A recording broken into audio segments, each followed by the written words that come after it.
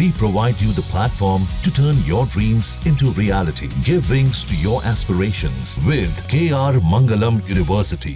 Iron dome system से लेकर iron beam और थार जैसे सिस्टम इजराइल की सुरक्षा को अभेद्य बनाए हुए हैं, लेकिन ईरान ने शाहेद 136 ड्रोन के मुंह इजराइल की ओर खोल दिए हैं। शाहेद 136 ड्रोन को बेहद ही खतरनाक माना जाता है।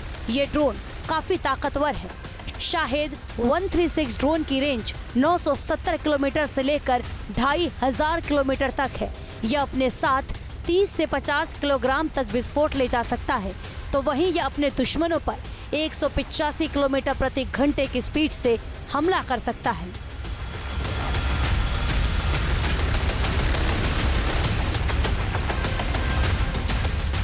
इजराइल और ईरान के बीच की सबसे कम एरियल दूरी करीब 1100 किलोमीटर है।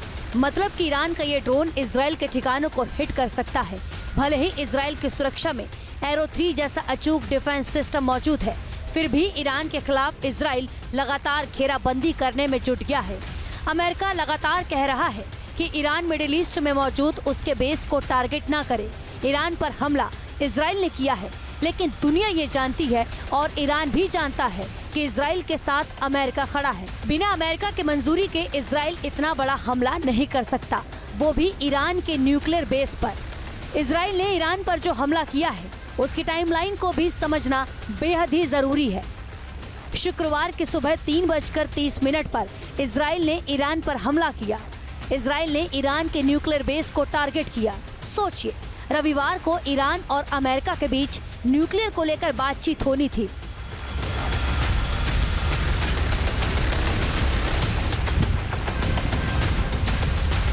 ईरान और अमेरिका के बीच छठे दौर की टेबल टॉक होनी थी। 5 दौर की बातचीत में न्यूक्लियर समझौते को लेकर कोई बात नहीं बनी थी। लिहाजा छठे दौर में ईरान और अमेरिका के बीच न्यूक्लियर समझौते को लेकर बातचीत में कोई हल निकलता, इसके बारे में जानकार बता रहे हैं कि चांस बहुत कम था। ऐसा इसलिए कहा जा रहा है क्योंकि अमेरिका ने मिडिल ईस्ट से अपने डिप्लोमेट और कर्मचारियों को निकालना शुरू कर दिया है। साथ ही ट्रम्प की ओर से ये भी क्लियर कर दिया था कि वो किसी भी कीमत पर ईरान को न्यूक्लियर टेस्ट नहीं करने देंगे।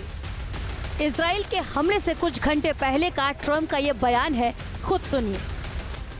मतलब क्लियर है कि ट्रम्प की टीम भले ही रविवार को न्यूक्लियर समझौते की बात कर रही थी, लेकिन उन्हें भी पता था कि कुछ बड़ा होने वाला है, तभी तो वो अपने लोगों को इराक और मिडिल ईस्ट से निकाल रहे थे।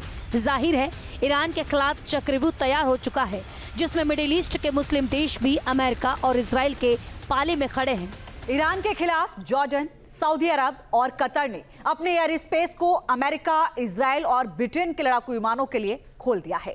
इजराइल और अमेरिका के लड़ाकू विमान जॉर्डन की एयर स्पेस में चक्कर भी लगा रहे हैं। ये कहा जा रहा है कि ईरान के ड्रोन और मिसाइल हमले को देखते हुए जॉर्डन, सऊदी अरब और कतर ने ऐसा फैसला लिया है। सीरिया और इराक के आसमान में भी अमेरिकी फाइटर जेट रेकी कर रहे हैं।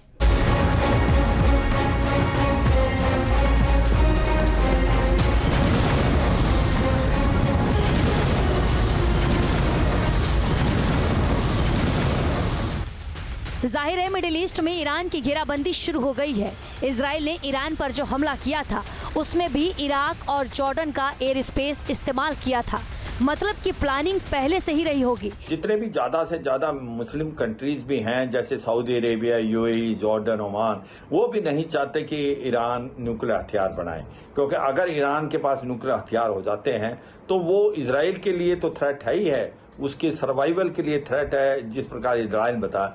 इसके साथ साथ जो कि मुस्लिम कंट्रीज हैं जैसे Saudi Arabia, UAE, Oman, Jordan, उनके लिए भी खतरा है। तो इसलिए वो भी नहीं चाहते कि ईरान न्यूक्लियर हथियार बनाए, और अमेरिका और इजराइल तो बिल्कुल नहीं चाहते। मिडिल ईस्ट के जितने भी मुस्लिम देश हैं वो ईरान के खिलाफ हैं, अमेरिका के साथ हैं, और अमेरिका पूरी मजबूती के साथ इजराइल के समर्थन में खड़ा है, जिसका पूरा फायदा इजराइल को मिल रहा है। मिडिल ईस्ट में अमेरिका काफी मजबूत है और ईरान को चारों ओर से अमेरिका ने घेर के रखा है, जिसका फायदा इजराइल को मिलता है। मिडिल ईस्ट में अमेरिका के कहां-कहां बेस हैं उससे आप देख लीजिए। वो बेस जो अमेरिका के लिए महत्वपूर्ण है और इजराइल के लिए बड़े सपोर्ट में है और ईरान के लिए बड़ा घेरा साबित होते हैं। सबसे पहले देखिए, अमेरिका का एक बेस है सीरिया में। ये अपने आप में बहुत मजबूत बेस है और ये इजराइल को बड़ा सपोर्ट करेगा। दूसरा अमेरिका का बेस है इराक में, और इसके अलावा कुवैत में भी अमेरिका ने अपना एक बेस बनाया हुआ है। बहरीन में भी अमेरिका का एक बेस है, कतर में भी अमेरिका का एक बेस है, यूएई, सऊदी अरब, जॉर्डन, ओमान, ये तमाम वो जगह हैं जहां पर अमेरिका ने अपने बेस बनाए हुए हैं। मिडिल ईस्ट में अमेरिका की यही वो ताकत है जो ईरान के लिए सबसे बड़ी चुनौती बनती है, क्योंकि इजराइल को अमेरिका का समर्थन हासिल है। लिहाजा अगर इजराइल पर मुसीबत आएगी तो अमेरिका उसकी मदद करेगा। मतलब साफ है कि ईरान कुछ भी कर ले, इजराइल के पंगा लेना उसे महंगा पड़ने वाला है, क्योंकि ये वो बेस है जो हमेशा ईरान को ये बताते हैं कि अगर उसने कभी भी इजराइल से पंगा लिया तो उसे महंगा पड़ेगा। जाहिर है अमेरिका ने चारों तरफ से ईरान को घेर रखा है। अमेरिका के इन बेस पर विध्वंसक लड़ाकू विमान तैनात है जो पलक झपकते ही दुश्मन को तबाह करने का मादा रखते हैं। अमेरिका की ओर से ईरान की घेराबंदी तो इजराइल और हमास युद्ध के दौरान ही शुरू हो गई थी। अमेरिका ने भूमध्य सागर से लेकर हिंद महासागर तक चक्रव्यूह तैयार करके ईरान की घेराबंदी कर रहा है। मिडिल ईस्ट में ईरान की अमेरिका किस तरह से घेराबंदी कर रहा है उसको इस तरह से आप समझ सकते हैं। 29 मार्च को अमेरिका ने अपने सबसे घातक बम बरसाने वाले विमान B-2 स्पिरिट बॉम्बर की 30% फ्लीट हिंद महासागर के एक छोटे से द्वीप डिएगो गार्सिया में तैनात कर दी। 29 मार्च को अमेरिका के प्लेनेट लैब्स ने कुछ सैटेलाइट इमेज जारी की। इनमें यह दिखाया गया कि हिंद महासागर में ब्रिटेन के अधिकार वाले इलाके डिएगो गार्सिया में कम से कम 4 B-52 बॉम्बर प्लेन तैनात किए गए हैं। डिएगो गार्सिया ईरान की राजधानी तेहरान से सिर्फ 5,267 किलोमीटर की दूरी पर बना अमेरिकी बेस है।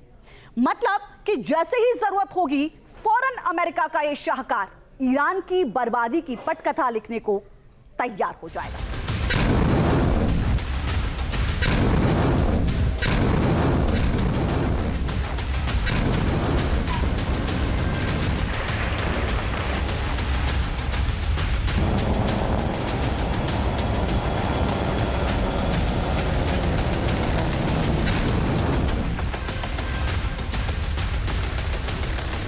इजराइल एक तरफ ईरान पर हमले कर रहा है, उसके ठिकानों को तबाह करने पर जुटा है, तो वहीं दूसरी तरफ अमेरिका लगातार ईरान पर न्यूक्लियर समझौते का दबाव बना रहा है। मकसद क्लियर है, किसी भी तरह से ईरान को न्यूक्लियर मुल्क बनने से रोकना। अब फैसला ईरान पर है। ईरान अगर झुकता है तो महायुद्ध टलेगा, नहीं तो मिडिल ईस्ट में महाजंग का तो आगाज हो गया है। फैसला खामनेई को करना है, क्योंकि नेतन्याहू अब रुकने वाले नहीं हैं। Team news nation. जहां भक्ति है हर शब्द में, कथाओं में छिपे हैं दिव्य रहस्य और ज्योतिष देता है जीवन को दिशा। धर्म से जुड़ी हर बातों को जानने के लिए हमारे चैनल स्तुति को सब्सक्राइब करें। चैनल पर जाने के लिए इस लिंक पर क्लिक करें।